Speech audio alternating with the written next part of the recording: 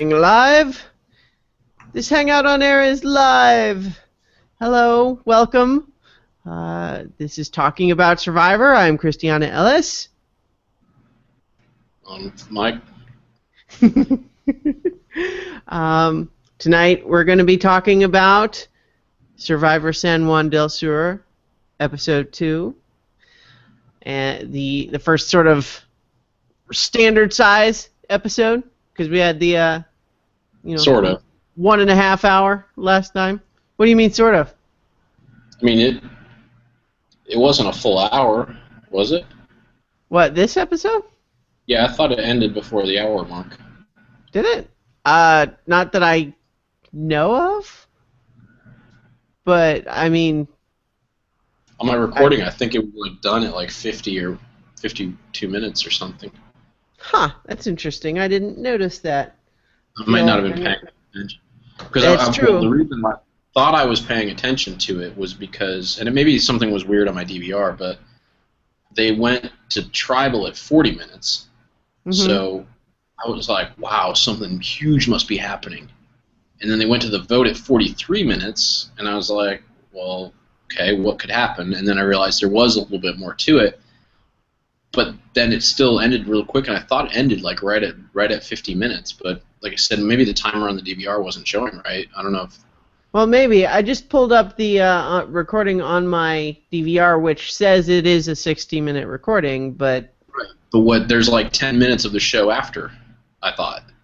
That at least that's what I thought mine was, but maybe I didn't watch it. Well, you might be right, but I guess I didn't notice if it was a shorter episode than usual. But anyway, we got all of the pieces that we usually want to get our. Yeah, I mean it covered everything. Yep. So, and in fact, one of the things that we're always looking for in a Survivor episode is good play and dumb play, and I think we got some of each this week. I guess I'm trying to think of the good play, because surely the dumb play stands out. Well, and I feel like even maybe we'll have to talk about what you think was the good play, but I felt like even that was kind of dumb if we're talking about the same thing. So. I guess now that I even come to it, I'm not sure I have like a specific example of saying, oh, that was really good, like that was distinctive as good. It was more just a matter of some players seem to have an awareness of how the game works, and some do not, and then there are others who seem like they do, and then they just make inexplicable decisions. Why like two idols? Why, if you're gonna lie about an idol, why two? Like, it's just so. And if you have one of the idols, why are you still believing that someone else has two? Mm-hmm. And build a strategy around the fact that they might have two when you definitely have one. I know. And it was so clear too that it wasn't just that he was letting her hang herself with the rope that she laid out, right? He was surprised and pissed that she didn't play it. And he didn't even say, well, guess you don't have an idol. He specifically said, you should have played your idol. I know, I told you to play it. But it was also, what was funny, though, is also just the BS of him saying, I'm going to help you by telling you to play your idol, and then telling everybody else that you have an idol and therefore we have to flush it. Yeah, thanks for the help, John. I think he actually thought he was helping. The way that his reaction in that second vote seemed to think that he believed he had given her good advice to play the idol, and that was the help he had given her, was that, I didn't promise I wouldn't have them vote for her. I just promised I would help her, and I'm going to help her by telling her to play the idol. And then the fact that he didn't even think, like, he could never process the fact that he has one. There's no way there's two others. I know. how could there be 2 others already? Yeah. We haven't even reached the second tribal council yet. Yes. Her lie was insane, I'll give you that, but the fact that he was believing it and building strategy based on it... Well, and the thing is, like, he had now been to Exile Island, too. So it's not like she could just say, oh, yes, I found one at Exile Island, because he saw that what they have at Exile Island is a clue for one back at your camp. Which he found. Yeah. And so it's just... So it was a dumb lie in the first place. It's one thing to say you found one, but why would you say that you found 2? That just makes no sense. I have no idea why she would, I don't know. I kind of liked... Just confirm with me, because I was actually doing something else at this time in the episode when he was searching for the idol. He did find it, right? Like, he does have the idol? Yes. Okay, good. I'm not making this, statement based on, like, he never actually found it. Okay, I thought he did. He found it. And not only that, but he found it by following the clue that Val told him about. Right. I knew that I was watching, and like I said, I was folding some laundry, so I saw that he was searching based on the clue, and he had concepts of the clue, and then I just want to make sure that because I didn't write it down specifically in my notes, and I was like, wait, I thought he had an idol. Yeah. Yeah.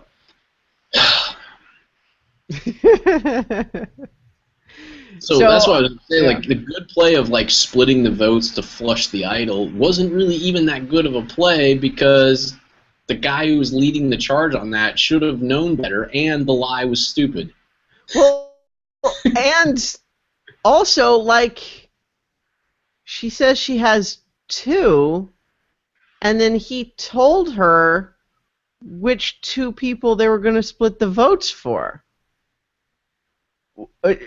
So even if wouldn't that just give her the opportunity to give the other idol to the other person, and therefore have those 2 people able to decide who goes home all by themselves? Yeah.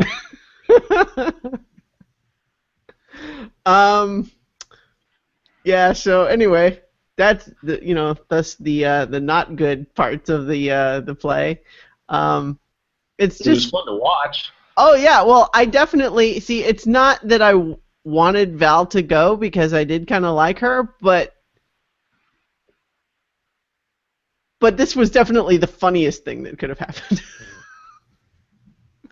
I mean, it's just like the whole bit of John Rocker making the promise and then bungling his attempt at assistance so that she actually is the one that goes home the very next time.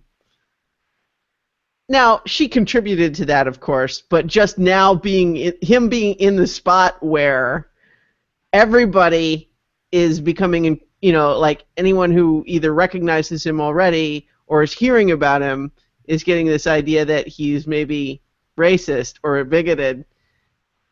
And then he has this promise to Jeremy, and then Val goes home immediately, and so what's Jeremy going to think? And it's just funny that it's like in this particular case, it really has nothing to do with it, but how can it not color everybody's impression of what just happened? It's the sort of dumb situation that he ends up finding himself in. That's just it's kind of like what Jeremy said, that it can just be a dumb thing you said and not something you really feel in your heart, but it's still going to follow you, saying stuff like that. And so it just makes everything, it colors everything that happens after that. And so just the fact that Jeremy's now going to be mad at him, everybody's going to be talking about, oh, this is that guy, huh? And then, of course, it's just his own personality and how he's likely to respond to that sort of treatment. I think we get some fireworks next time. And it's just so funny watching him in the tribal council doing his vote and saying, I told you to play your idol. You're going to make me look like a liar in front of your husband.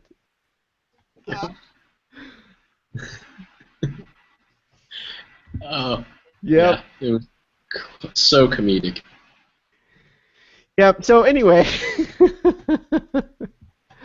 if we want to jump right back to the beginning, we did get some discussion about the mystery Josh voting for Baylor that we talked about at the end of last time. Although I feel like I still don't get it. I mean, I at least, we've heard his explanation, but I still feel like we're missing a piece of the puzzle here because I don't. It's one thing it's like, okay, so he's thinking people are going to start suspecting that he's really in an alliance with her, and so he has to vote for her to like cover that. Except how does it make any sense that he would out of nowhere vote for Baylor when nobody else was talking about Baylor? Right. That seems it's like too weird to make sense. Like, why, unless he wants people to think that he's just rogue and unpredictable. It didn't sound like that was what he was trying to do, though. It didn't. Yeah, and that's why I feel like we're still missing something, because it seemed like he did it consciously, he did it deliberately. Although Dalton Ross in his write-up says that, he actually was there at camp for the first couple of days, and he said what he heard was that Josh had decided to change his vote at tribal council. So it might have still been an impulse decision. But at the same time, it just seems like he had something in mind, but the explanation that we heard feels inadequate to me. It still doesn't really make sense to me why that's a good idea. She's not thrilled by his explanation either. No. Nor should she be, honestly. Because it's one thing for him to come to her now and say, okay, don't freak out. I understand why you might be freaking out, but here's why you shouldn't. So it's one thing to have him trying to reassure her, but it's also just like, even if he's sincere and he really is not against her, it means he's unpredictable and liable to do weird things without consulting her, including writing her name down. Yeah, which is not. That's like the unpredictable thing you really don't want to have happen. Yeah, so I feel like, how can she count on him, even if she believes his explanation? That's why he seems like a smart player, which is why I feel like there's still got to be some hidden layer to this that I'm not getting, because he seems smarter than that. But at the same time, I still just don't understand it. You can be smart and impulsive. That's true. And that's one of the things this show does, is by putting you in this pressure situation, something that you might in your regular life have impulsive thoughts and be able to sort of talk yourself down. There's not always that same comfort level and safety net here. Yeah. You're at the tribal council, and all of a sudden, and you start maybe freaking out and being like, "Oh my God, people are going to start thinking I'm in an alliance with Baylor. What do I do about that?" If all that's running through his head in that pressure situation, and he's a guy who normally can talk himself out of that impulsive decision, he wouldn't do it. He wouldn't be able to do it in that situation. So I don't think it takes away from him being a smart player, but it definitely makes him a guy to watch. Yeah. If I were Baylor, I would be seriously. Well, then again, Baylor's not exactly in good spot right now, so maybe she needs all the allies she can get, even if they're unpredictable. Right. That's also true. It's all, and honestly, she really has no one to blame but herself for that too. I mean, it's one thing for her to have. It's lots of people try to play all sides, but Val had a pretty good point when she's saying, I was fresh back from Exile Island, I didn't know anybody yet, you told me to vote for Dale, and then you didn't vote for Dale. How am I supposed to trust anything you say after that? Yeah. That's a pretty valid point. And so even though Val went home now because it's not even so much that she was caught in a lie as so much as like her own lie is what sunk her because it was a lie. You know, it's like if people believe she has an idol, they want to flush it. But then she doesn't actually have an idol. So the problem is when the idol bluff is harder to pull off when there's still so many people.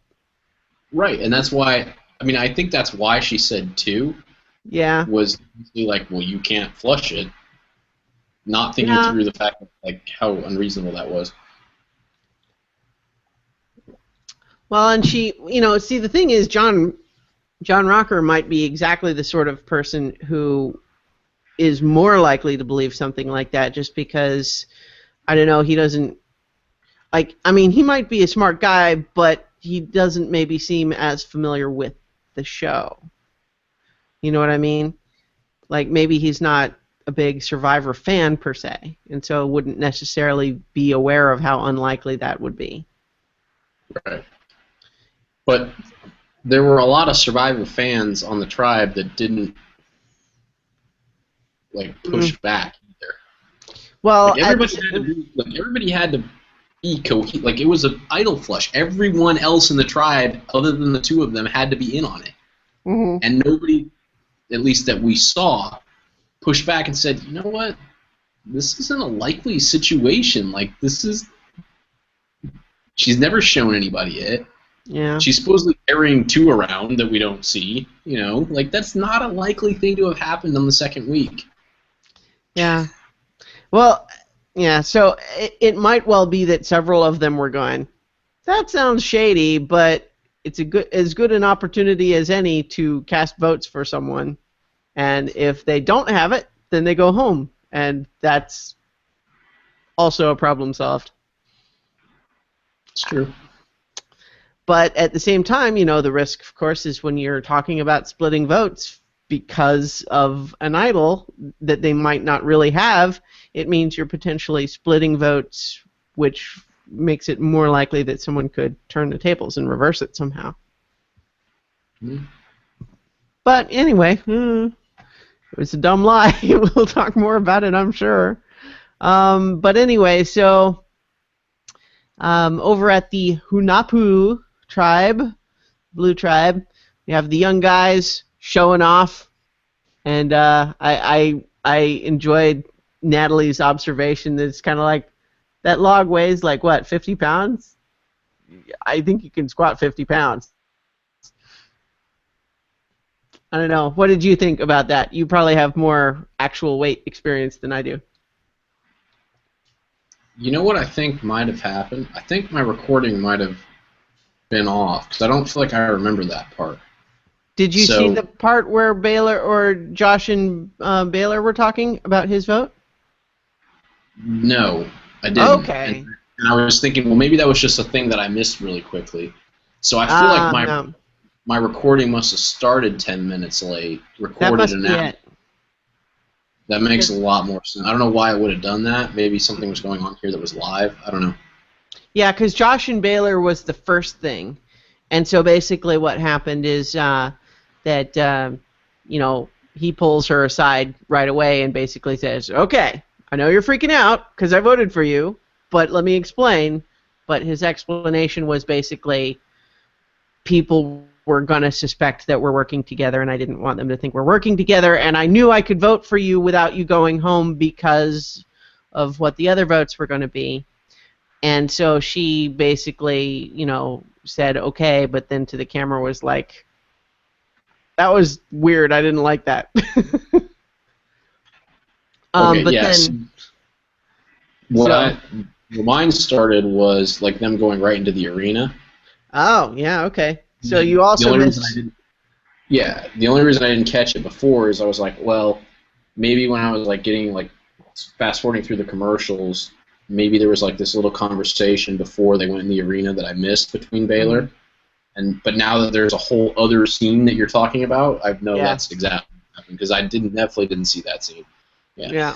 Okay. Well, so then what? Well, it does mean that you're not crazy. It does. Well, at least not about this. Correct. Anyway, though, the other scene was all the young guys over at Hunapu were basically, just doing kind of, they were broing out a little bit, acting tough. And like, I think it was Wes at one point, or maybe it was John, got like this log that they were using for firewood up on his shoulders, and he was doing like squats with it and acting like he's really strong. And then Natalie's just kind of off to the side going, that log probably only weighs 50 pounds. I think he can squat 50 pounds. She's just not impressed. So, anyway, that's what I was talking about. But that's, of course, also where Hunapu lost their flint. So, there's obviously discussion of that later. Yeah.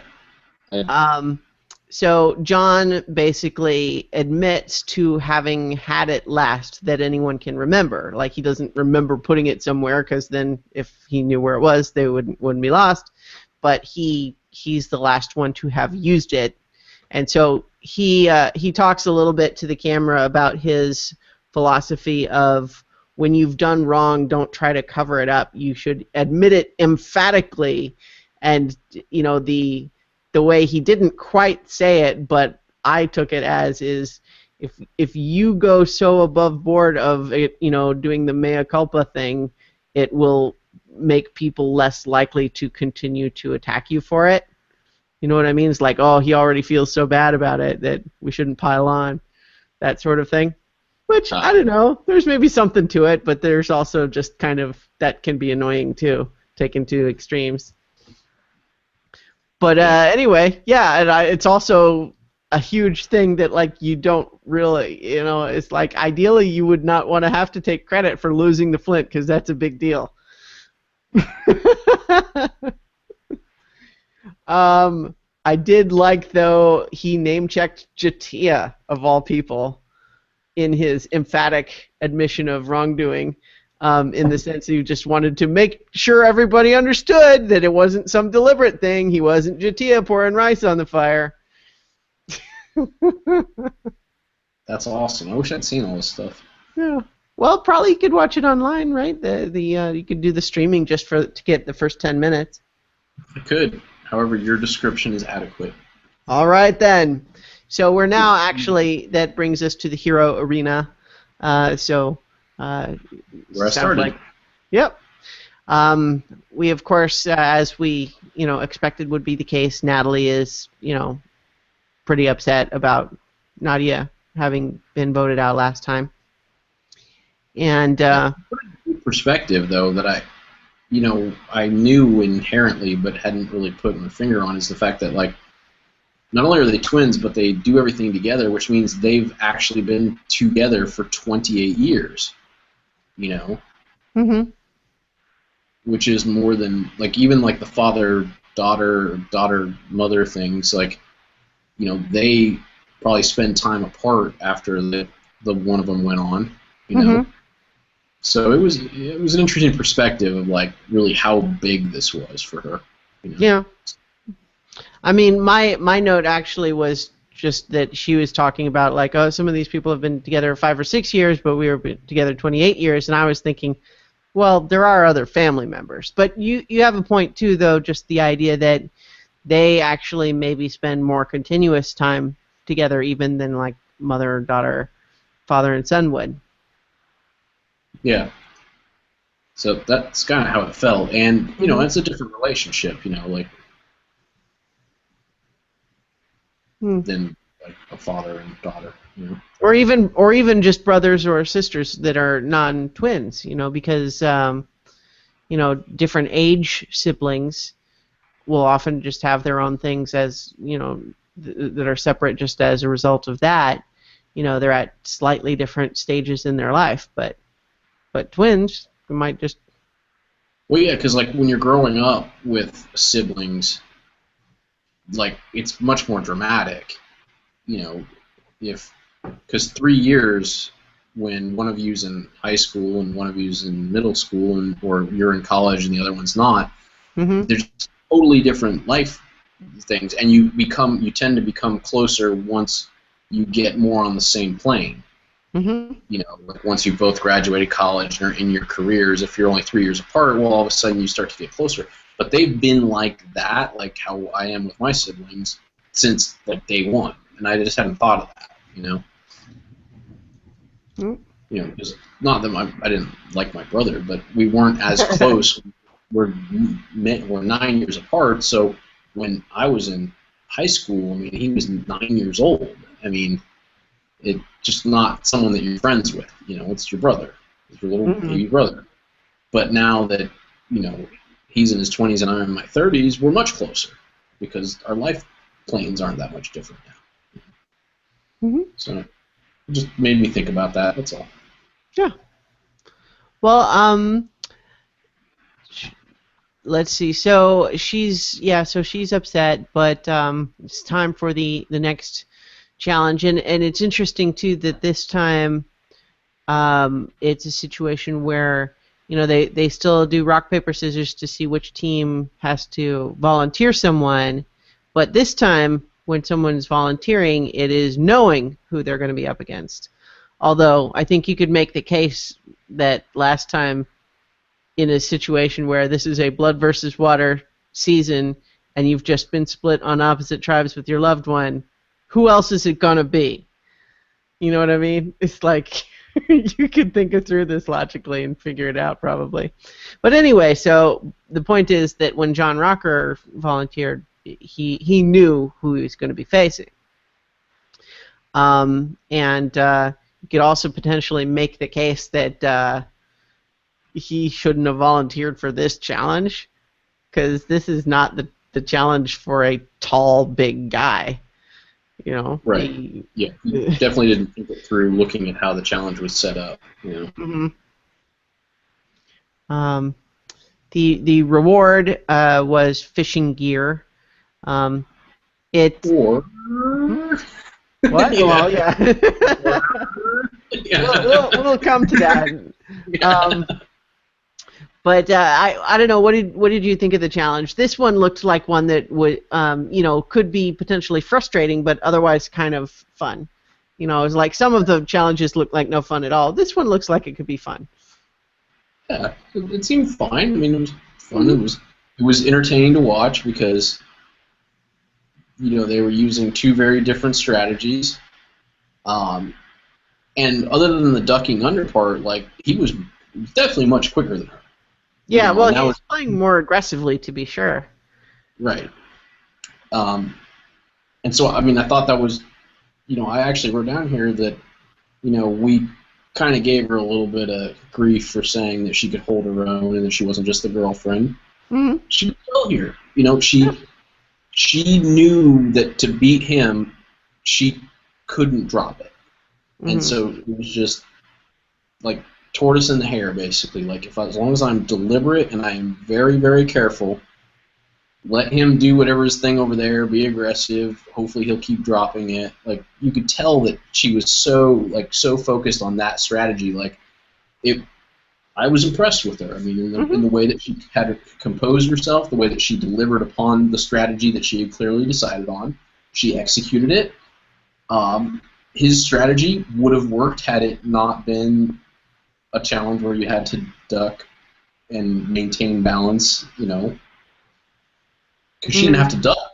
Like, it was like clear. Like, when he first went through it, it was like, wow, that's really difficult, and she just kind of had to hunch down, and she went under and like her ponytail brushed it. Like, he is that big that he made it look like it was more difficult than it actually was, and he probably should have seen that ahead of time. You're right. And said, you know what, that's going to be tough for me to navigate. Yeah. But he kept picking up to her, and then he'd get to the other one, and he'd go under it, and he'd lose it again. Yep. It's it was interesting how aggressive he was playing, just in terms of trying to, like you were saying, trying to go fast, even after he dropped it a couple of times. Because I think he wanted to catch up, and I think also, like, as we saw when he actually lost, it became sort of personal like, because first of all, Julie talks about how it's unusual for her to beat him at anything. But then Probst is saying, and you're losing to your girlfriend. And then John goes, remove the friend part. I'm losing to a girl. Yeah. That's just the kind of nonsense he says. Like, yeah. It doesn't make it okay. It's just that's how he talks. Like, you can see why he would say the thing about the New York subways. Yeah. Cue sad trombone. She was just kind of like shaking her head at it, kind of. Yeah, well, because she's his girlfriend. She must hear stuff like that constantly. Yes. I mean, because think about the stuff we've heard him say to the press or on national television. What kind of stuff does he say in private? I have to feel like he doesn't have a filter that differentiates. Well, that might be true. Like, it's really no different because he doesn't have that capacity. That is what I feel like is part of the issue, is that he just doesn't distinguish between that. That filter does not exist, and he just says whatever he thinks, and yeah.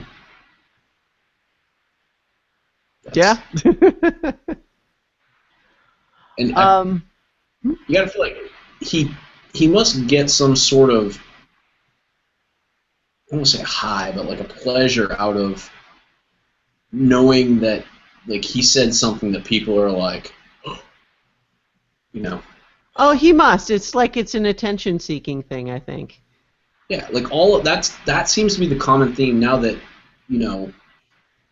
because I watched him play when he was in Atlanta, but I didn't watch him do tons of interviews. Like, wasn't familiar with how he talked to the media other than the two main things. Mm-hmm. But when you see those two things and all of just the comments and things that happen now that we're actually watching him on Survivor, that really seems to be like, what can I say here that will just cause people to go, you just say that, Yeah. That just, like, that's kind of what it is. Like the steroid thing is, I know we focused so much in this episode about the bigoted things that he said, but the steroid thing, like, that shed more light on it when, they were like, oh, did you take the steroids? And he's like, well, of course, who didn't?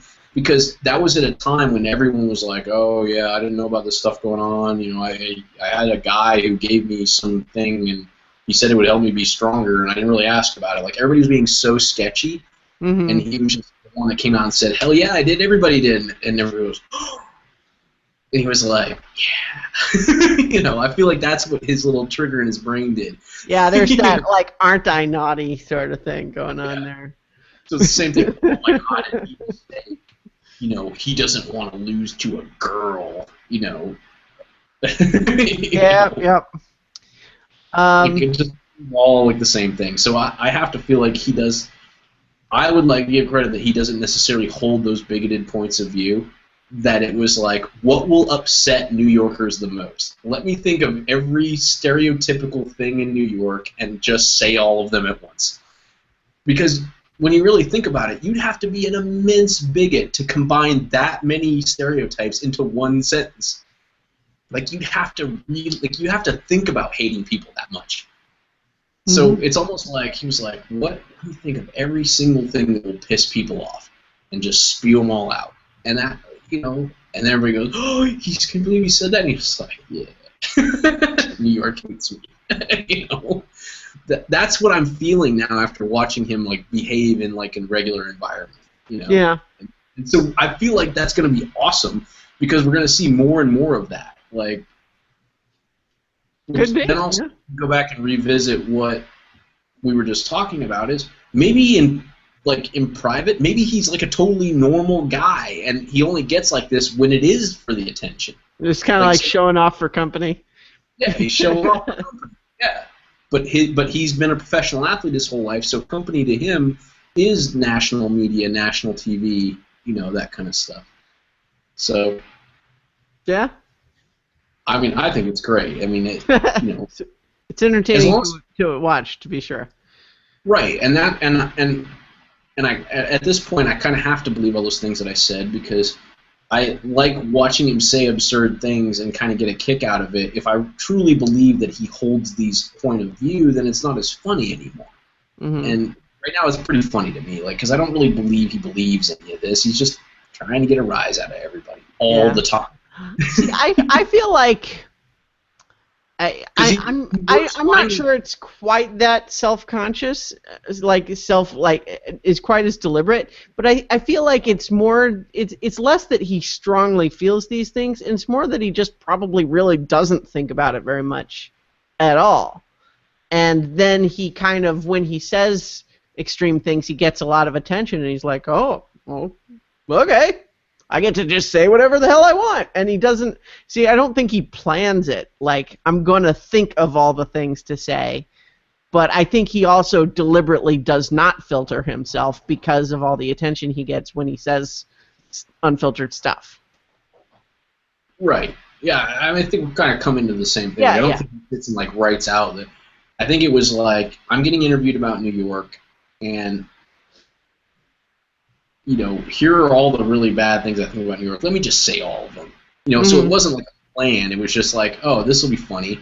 And then you got attention. But there has to be some sort of reward system that's going on that every time he says something absurd and, you know, obnoxious, and people all get all worked up about it, that has to be, like, feeding something in his brain that just says, let's keep doing this. I agree. There's something about that. Yeah. Because, for example, like, he talks to Jeremy like a normal person. Like, he didn't seem like, oh, I've got to pretend like I like black people to talk to Jeremy. Like, he just dealt with him like a normal person. Well, I'm sure there's on his vibe and as normal people. Like, there doesn't seem to be like this overarching problem. You know? Well, I'm sure he had, African American teammates. I mean, there's all sorts of races in baseball, right?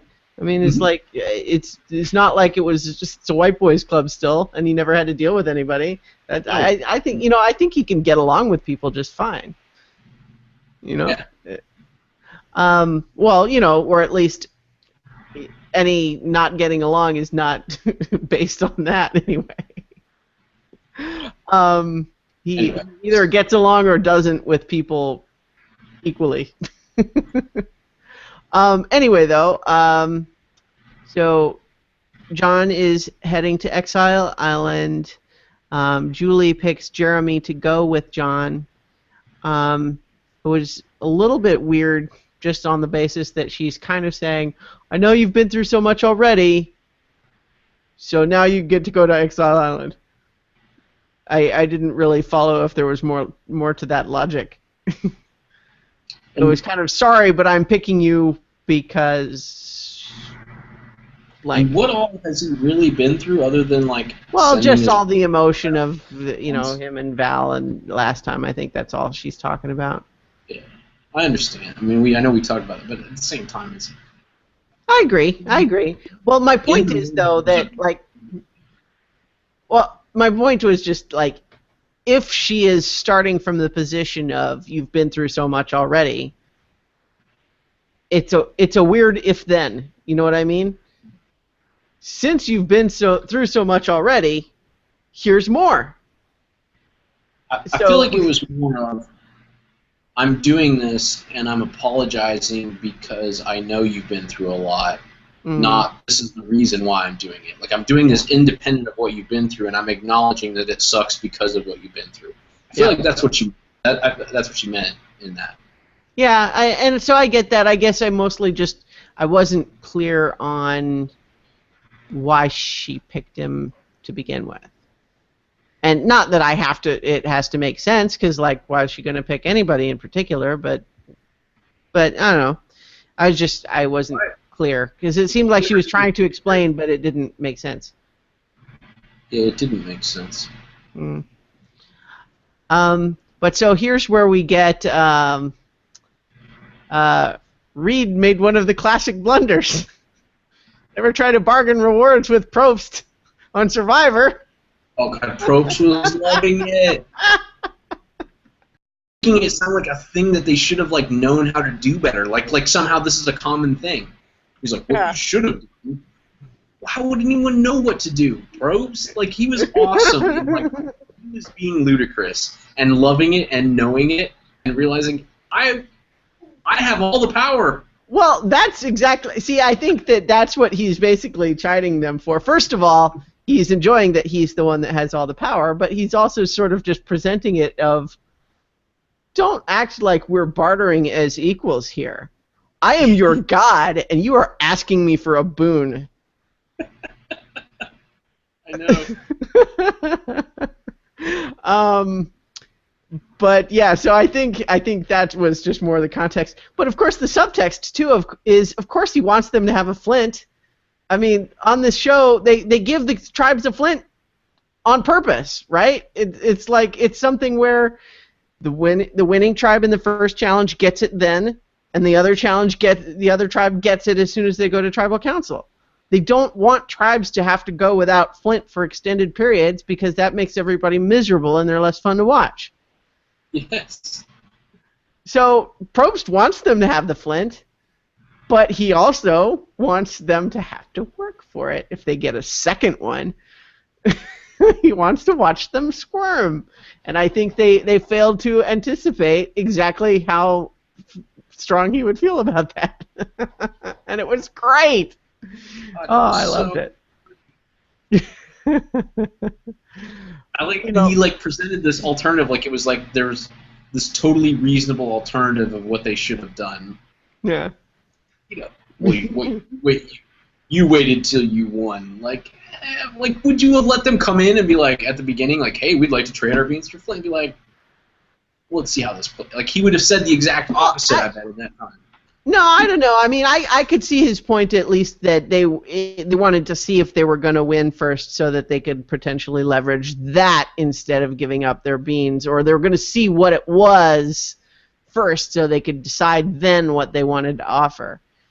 You know what I mean?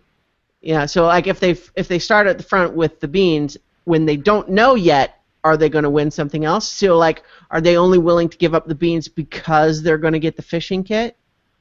You know, that sort of thing. You know, so they wanted to wait until they had more information before they made the offer. And I think that's why he's basically saying, you know, this is not, we're not trading stocks. He accurately identified what they did and chastised them for it. Mm-hmm. And it was awesome. Yes. And I loved, too, what the best thing about it was even that they were hesitating to give up the fishing gear, and then he's basically saying, well, just so you know, if you don't take this deal, the next one's going to be even harder. Even harder. Yeah. Well, and of course, what does that even mean? Like, what could be harder later? They're going to have to give up immunity or something? Like, what would have been harder? He was just being a jerk. Like, he was just being it was funny. Like, I am toying with you. You are my playthings. Yep. I think it was funny in this episode, even though it's not a funny thing normally. What? Oh, bullying? Yeah. You bully. Yeah. It's too funny. Although in this particular case, it was kind of a situation where they went up to the bully and said, hey, I'll trade you my banana for your pudding cup. You know what I mean? Yeah. So anyway, though... Yeah. To someone who has like an unlimited supply of pudding cups. Yeah. But it's also just like, I don't have to give you anything. You're the one that needs something. Yeah. Probst is in no need of beans. Yeah. He is in need of participant discomfort. Yes. But so that was all fun. Really is the best part. I guess I hadn't really clicked it, the bartering part. Like it was like they were offering him, we'll offer you the beans. I don't need beans. Yeah, what do I need beans for? I have no need of beans. No need of beans. But yeah, that was a highlight of the episode, to be sure. Oh, for sure. And well played by Probst. Just yeah. Well, the expression on his face when they made the offer was just like, "Oh, this is like a birthday present." That they would offer something like this. And we've said this a lot of times, but like Probst's, as good as Probst is with like the normal like maneuvering of the show, where he really shines is his ability to maneuver these on like spur of the moment, like this is outside the norm. Mm-hmm. He does that very, very well. That's why he's worth whatever that they're paying him to get him to do this for 30 years. You know? Or 30 episodes, or 30 seasons maybe. But because he handles those situations so well. Yeah, he's great. He's great. Big fans. But so anyway, we head back to the camp. We have more of Natalie crying, but everyone's reassuring her because they're human beings with thoughts and feelings and empathy. And she has she's upset for a completely understandable reason, and she's not really overreacting. She's upset. She's processing those emotions, but prepared to keep on going. That's that was good. And Missy in particular was also feeling very emotional on her behalf.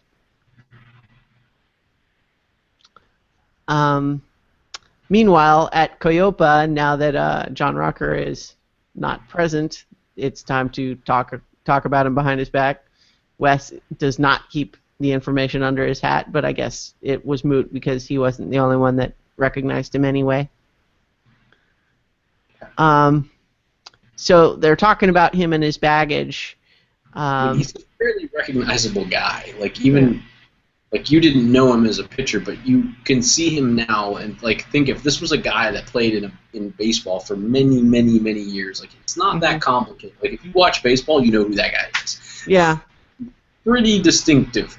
Well, and then even me as someone who does not pay attention to sports really much at all, once you read that quote, I remembered hearing about that. So he's got some notoriety. I wouldn't have recognized him by sight, of course, but yeah. No, but you can just notice he's super tall. He has these huge blue eyes, super sharp features. Like everything about him is very distinctive. Mm-hmm. He's not he can't hide. But so Josh, I think this is maybe part of what I was thinking about when I was saying good play, is just the recognition that if other people are wary or irritated by him, that is simultaneously something that's that's the sort of person you take with you to the end because they won't win and because they will otherwise need allies anyway. So why not have one of those allies be you? And as we continue to see from Josh, at an arm's length, he is an incredibly smart Survivor player. Yeah. And I mean, I feel like a little bit. He's made some impulsive decisions when it comes to that. Yeah. He knew all the right things about being the swing vote. I don't know that I want to be the swing vote. That could put you in a precarious spot. And then he goes and makes this incredibly ridiculous decision when he's the swing vote. Well, and who knows? Like I said, I still feel like there's got to be some additional angle of that we didn't hear because. Yeah, because I don't know. It's still just, but maybe it really doesn't make sense because it really was just an impulsive decision and his stated reason really was all there was to it. We really didn't get anything from anybody else on their view of that situation, so it's hard to know how the other guys took that. I'm trying to listen to you, but there was a little period there where the video was lagging. Your audio was fine, but there was one where you were like, and then you were like, because you were gesticulating. Yeah. So you hear all the words you were saying, and you're like, on my. Nice. So it was hard to like. I mean, I was hearing what you were saying, but it was hard to like register it because watching a photo of you like that. Fair enough. These things will happen when we do videos. But so, let's see. Do we have anything else there? Okay, so I guess this is where we go over to Exile Island. Jeremy also knows who John Rocker is. Not thrilled to be on Exile Island, but again, he's going to be saying, well, did I say something other than Exile? You're calling it Exile Island, but is it really an island? Oh, yeah. Exile adjacent. They made it Exile Island and environs. Yeah. They made it look more desolate this time, though. Like true. And he said there were no coconuts. Yes. And the Although beach some of looked those rocky too. Yeah. Well, and some of those trees though looked like were there no coconuts because they went and chopped all the coconuts down. But I feel like the part where they go to get the clue, like I think the rest of it seems I don't know if they can who knows. Yeah, well, it might also be that even if there is regular jungle nearby, they are restricted from leaving that area because they're on Exile Island. Yeah. But so Jeremy though is also doing the smart play of just saying it doesn't matter if I might like or not like John Rocker personally. I'm still playing a game with him. He is someone that could potentially help protect Val over on the other tribe. I should be nice to him. And so I was like, yep, that's exactly what you do. There is nothing to be gained from antagonizing him. Turns out that you don't gain a whole lot by... Well, because you almost can't help but wonder, it's like, what would have happened if... Yeah, if he hadn't tried to help her, what would have happened instead? It's not clear that he could have achieved a worse outcome by deliberately working against her. I mean, she went home the very same episode. Like, he couldn't have made it happen any worse or any faster if he had sought it out. In fact, if he had sought it out, it might have been suspicious enough that people would have reacted opposite. Or if he had been thinking neither one way or the other, he may have been all over, like, we've got to get rid of Baylor, because he kind of was. Like, that was who he really wanted to get rid of. He just also had this idea that he needed to get rid of her idol and help her.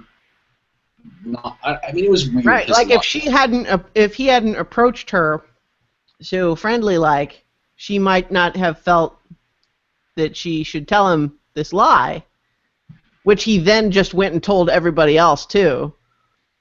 Yeah, which, again, it's like some helper you are, dude. But anyway, but yeah, at the same time, obviously, I think in Jeremy's shoes there on Exile, he made the right play. He's saying, well, this is the person I'm here with. Let's see if I can make him an ally. And who knows, maybe he still will be an ally because he'll have guilt for failing to protect Val. Or he'll be hurting Jeremy because of how Val refused to play her idol when he told her to. Yeah. and now Jeremy's going to be coming after him, so I have to get him before he gets me.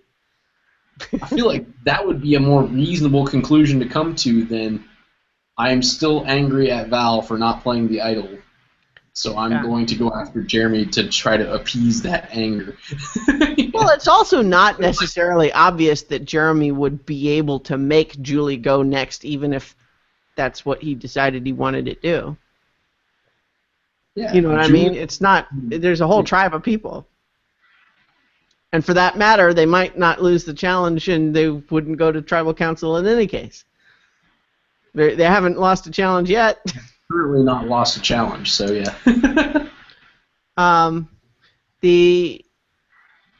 So speaking of challenges, I suppose we should point out that Jeremy got the clue this time. So we both got the clue in a way. Yeah. It is funny. Well, did you notice the part where John was like reading it over his shoulder, and then Jeremy kind of looked up at him and he was like, yeah. Oh yeah, no, I was looking at that crab over there. In a lot of ways, John is like an 8-year-old.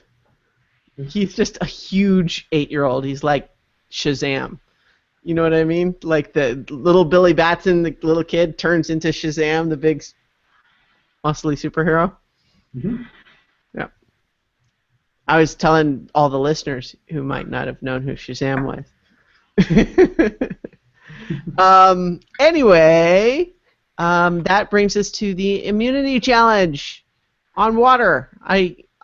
Maybe it's dumb, but I always like them when they're on water for whatever reason. I like the water challenges. But anyway, so it's the sumo, which these are always rough, but fun. They're exciting. Hunahpu sits out Julie.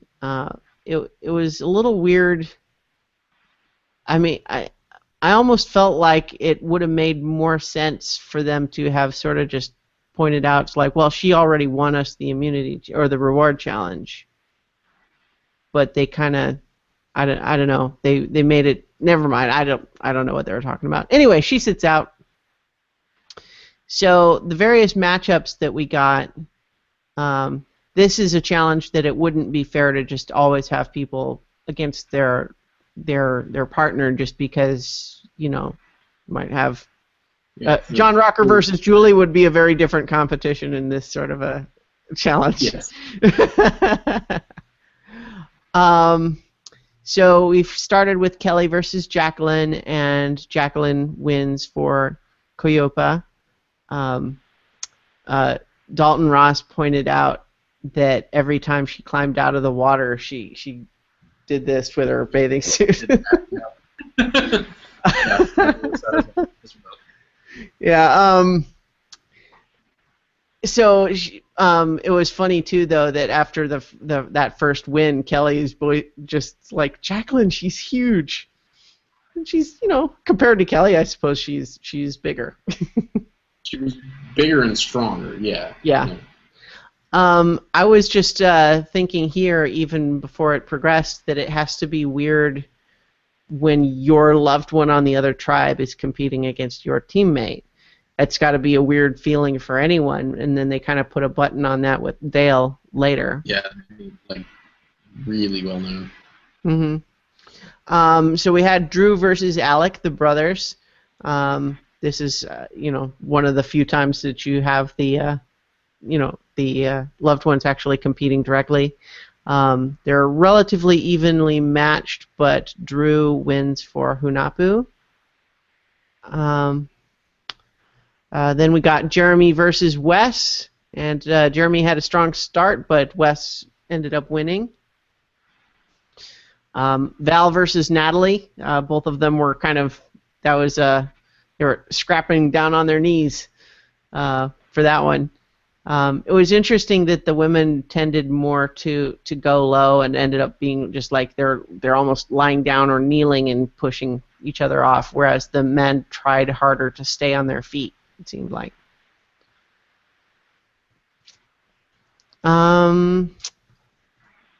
So then we got John versus John. That one was definitely one of the rougher matches. Yes. They were hitting each other pretty hard, and of course that's where John Rocker got cut on his nose. Yeah, because the other John he was a collegiate football player. I mean, he's a pretty strong dude also. Yeah.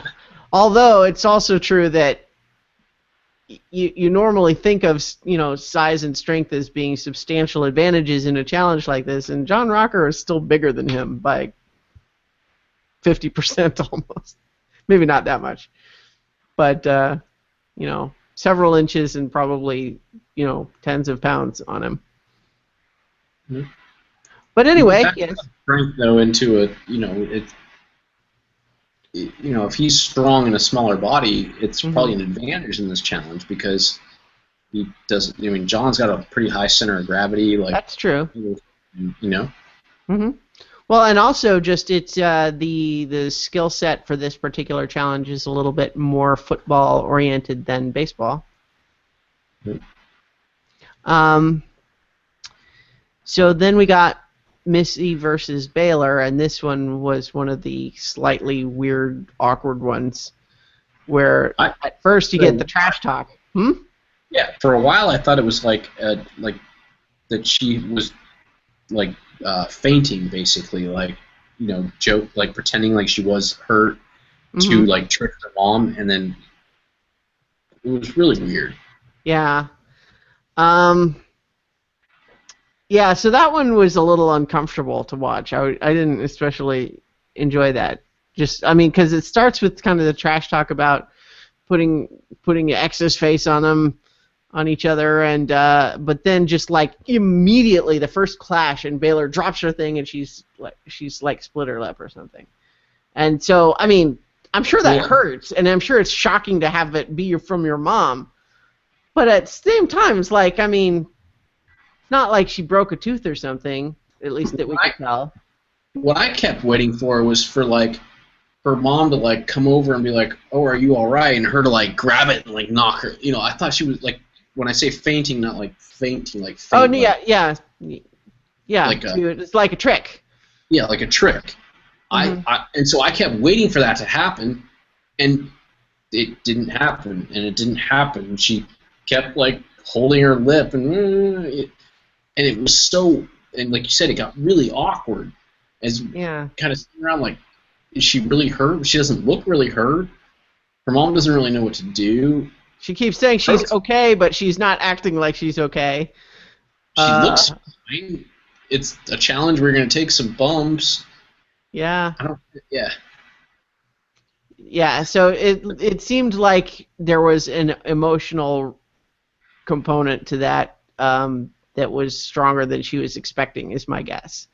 So the fact that she got hurt and it was her mom that did it, and just the tension of that situation seems to just it kind of cracked her open a little bit. That seemed like what was going on there, and she was trying to rally but not fully succeeding, and then clearly, Missy let her win. It's I don't know if it was completely just giving up, but the fight was not in her the second time, obviously. No, for sure, no. Yeah. And I have to wonder if it didn't feed into some of the stuff later when they, began to put her as like the alternative target and things like that. Because, it might have. It was a weird moment. It was uncomfortable. Right, and you're working in a tribe where you're trying to strengthen your dynamic, and if something like that makes you super uncomfortable, like that is a thing to latch onto in week 2. But no one would ever admit it and be like, man, she was weird in the challenge, let's get rid of her. So they took other things she was doing, and they were saying, well, here's a reason why Baylor could be a target. When really it might have been fueled a little bit by that discomfort and that, and not really knowing how to deal with that. So. Yeah. So then we got Josh versus Reed, and I was enjoying that one just because I like both of those guys. And then of course Drew cheering for the wrong guy. Yeah. Go Josh. John has to correct him. Reed's on our team. Yeah. And we had, of course, just heard Probst say who was on which team, and so it may not have been what Probst had really said in that moment on the day. You know what I mean? It might have been voiceover for the show benefit. but still, it was just, really, dude? Come on. Shows you how aware he is. I mean, like, you're far enough in the game now that you should really know all of your teammates. Like, you don't have to know them on a deep personal level. You should know their name. Yeah. So that does not speak highly for Drew, in my opinion. He was already labeled the young, dumb guy, but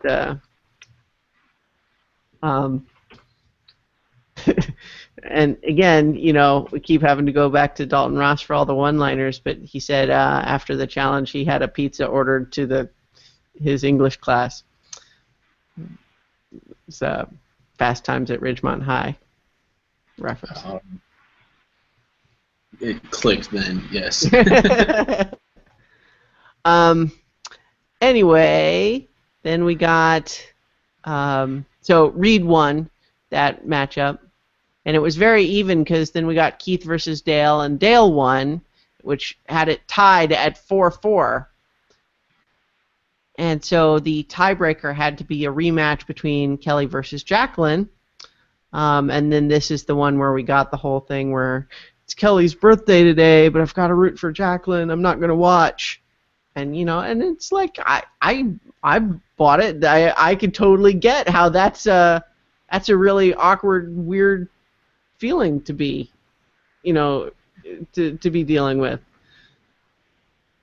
Because it matters that you want your tribe to win, but it also just really drives home what it means if you do win. It means your loved one is potentially in danger. On her birthday. On her birthday, yeah. May or not mean that means different things to different people. It's a it's a day that you're supposed to celebrate your loved one, not root for them to possibly go home. Yeah. And then of course, Kelly she wins the rematch and wins the challenge for her tribe, and so Prost declares them undefeated. Of course, it's still pretty early in the it's still pretty early in the season to be talking about the undefeated tribe. I mean, because you've had 2 one-on-one challenges, which don't really count in this context, I don't think. True. And then this is only the second immunity challenge, so. But yes, technically, they've won twice in a row now. They are undefeated. So we get a moment before the commercial of Val talking about her one alliance is Jacqueline, but she is prepared to make some big moves, which was a weird quote to kind of go to commercial on just because it really was totally unrelated to anything that happened later. I mean, the big moves maybe, but not the connection to Jacqueline, which is specifically what they highlighted in that quote. So, and then of course John's belly flop off the platform was entertaining. You think he did that on purpose to be funny, or what? Yeah. Oh, definitely. He was trying to get attention.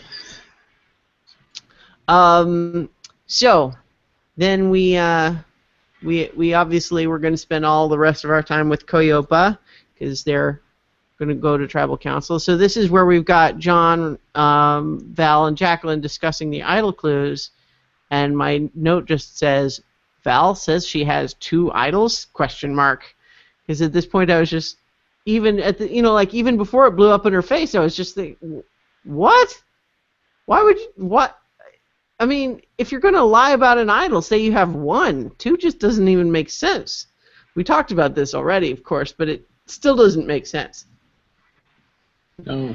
It makes no more sense now than it did an hour ago.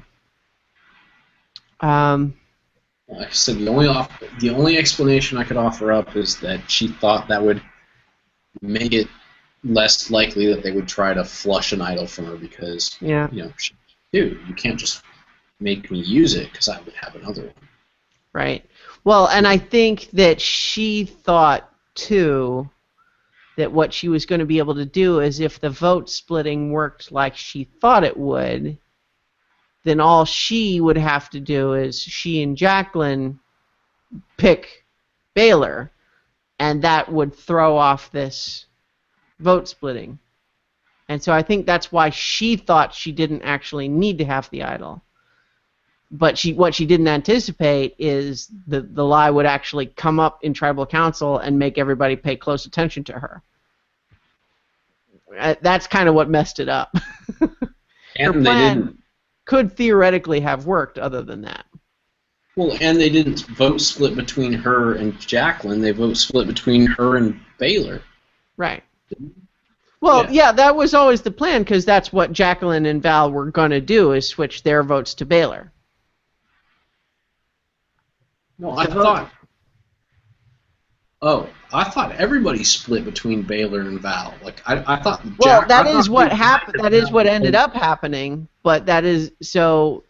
It's. I thought that they lied to Val and said it's going to be between you and Jacqueline. Like I thought there was a ton of bad ideas in here, and then went back and said, "Oh, it's going to be between Val and Baylor," and never told Val it was going to be. No, because John. See, that's the weird thing that John was doing, is that he was basically going around telling everybody everything, the truth, though. Like, what did he tell Val? He told her that the others were planning to split the votes between Val and Baylor. And so that's why she thought that she didn't need the idols anyway, because there's even a bit where she says, I lied and said that I had two, but it doesn't even matter that I don't really have it. Because what she thought she was going to do is they think that, okay, so the plan was to split the votes between Val and Baylor, but without Val and Baylor knowing that that's the plan. Right. And right. He was telling Val it's you and Jacqueline that we're splitting it between. Right. But if it's really splitting between Val and Baylor, which she knows because John told her, then all she and Jacqueline have to do is switch their votes to Baylor, and it will flop the split to that side. Right. That's what her plan was. What messed it up was the fact that Josh saw John and Val walk off together and thought, I think he maybe told her what's going on. Yeah.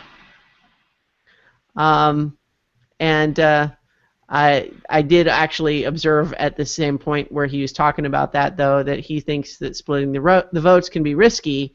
And he says, some people you just wonder about sometimes. And I said, ha, because I was still rolling my eyes at his unpredictable Baylor vote last time. You know, it's just like, yes, it's risky because you might have someone randomly vote for a weird person that nobody had talked about. Yeah. Anyway, though, so I think the problem ultimately was, like, John was helping Val by telling her what the real plan was and saying, you do need to play your idol because they're splitting the votes. And so you will go home if you don't play your idol. But what Val thought she could do is, switch her vote to Jacqueline. But I think the problem was when in the tribal council, the whole lie came out, and it not only that, but it also came out that, so Baylor now knows that she's also in trouble. And then, so they split the votes, and it was a tie because, they had split the votes correctly in this context because they wanted to see if they could flush Val's idol. But then she didn't play one, and everyone just immediately knows at that point, clearly she doesn't have one. She would have played it if she had one. Except John, who you should have played your idol, not you clearly don't have one. But even if I guess it's possible that they might have still believed she did have them, but the point is she missed her opportunity to play it. Right. And so the revote now, she can't play it now. And so the point is, she said she had an idol, but she didn't play it. Therefore, she goes home. So that's why everybody flipped over to Val for the second vote. Yeah, that part was easy to understand. Yeah, so I think the problem was that Val's whole plan hinged on a slightly different expectation of the way the votes were going to split. Maybe her numbers didn't quite add up, because I'm not 100% sure what happened, there, or like what she thought was going to happen. But it was certainly clear once, once that first vote happened, and it was tied, and she hadn't played her idol. It was foregone conclusion at that point, and it was also just like, if she hadn't made this lie about having the two idols, it wouldn't necessarily have been this whole big thing of, oh, well, we definitely need to try to get her idol gone. So would she have still been the next to go? Maybe. But certainly in this particular context, it was her lie that was the reason. Right, because you never know. Like, that became such a topic of discussion where clearly they didn't want Baylor there enough to make her the person that was going to go home if Val played the idol. Like, if that whole piece of trying to flush the idol wasn't there, would the conversation have just been about Baylor and her be gone? Maybe, So. Yep. Anyway, so I didn't especially want Val to go. I kind of liked her, but I don't dislike Baylor, but I also think that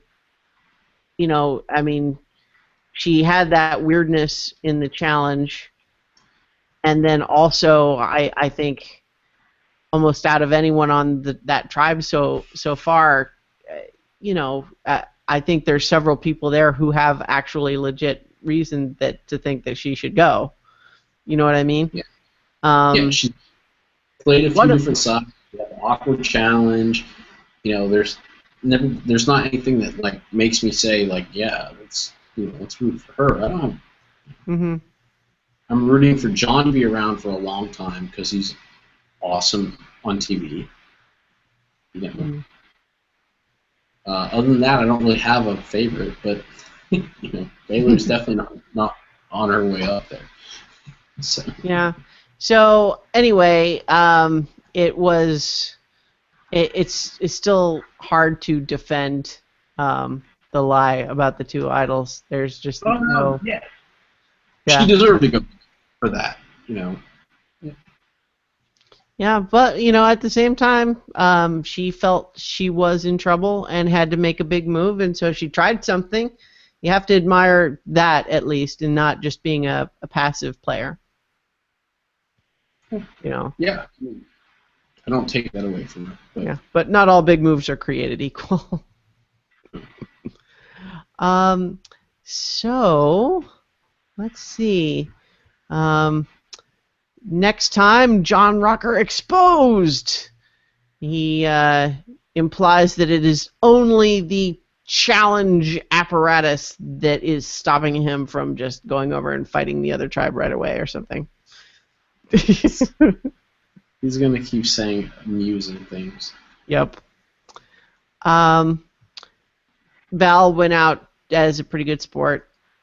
She's sad to go, but most of her final words were about thinking that Jeremy's going to do just fine. And so, I thought that was a classy exit.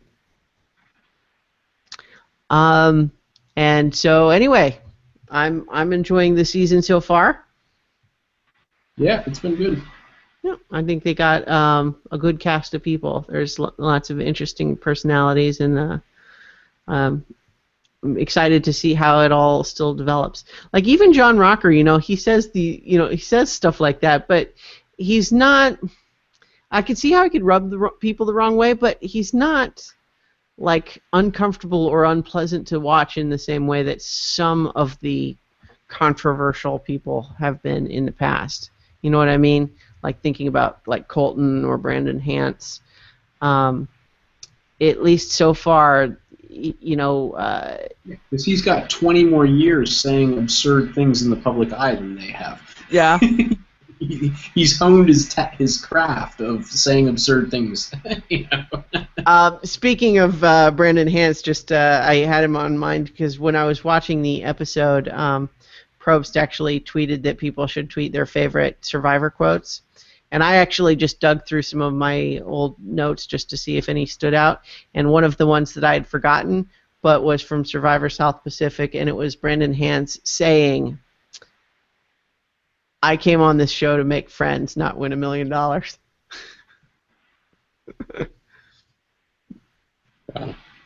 Good one, dude. Dude, that's good. Anyway, though, so I think that probably does it for this episode. You have any final thoughts? Nope. Covered everything. All right, so we'll be back next week. So thank you, everybody, for watching and or listening. You can find podcast notes and all the other stuff that we do over at ChristianaEllis.com. Good night.